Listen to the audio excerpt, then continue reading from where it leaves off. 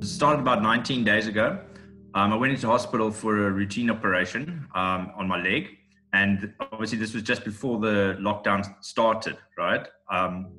2 days after I got back from hospital, 2 days later, I was dry heaving with extreme nausea.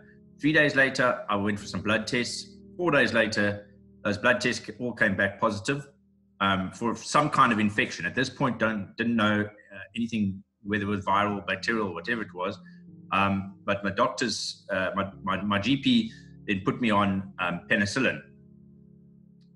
Then things really got hairy.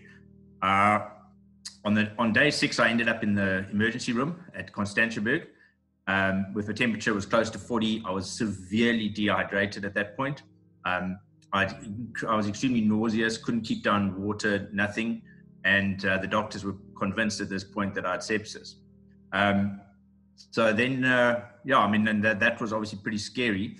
At that point, they sent me for a chest x-ray, which detected what looked like a pneumonia. So then they sent me for a CT scan, which confirmed it. And so that meant now, because there was some respiratory issue, although respiratory symptoms, I now needed to be isolated and tested for COVID-19. But to this point, I'd not been exhibiting any COVID-19 specific symptoms.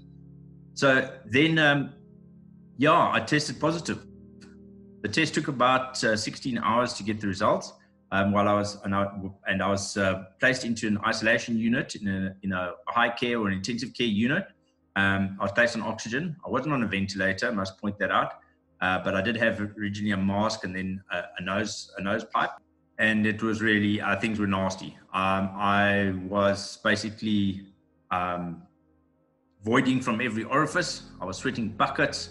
I felt at that point, I think I felt that I understood why people give up chemo. I was in a very, very bad way. The virus can be beaten. Don't panic. If I can beat it, anyone can beat it. I mean, it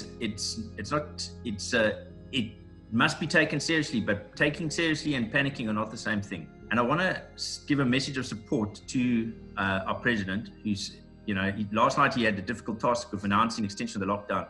And I've got to say I'm 100% behind him. And if I've got a message to South Africa, to the world, it's this: we can beat this thing. We just need to pull together. That's how we get through.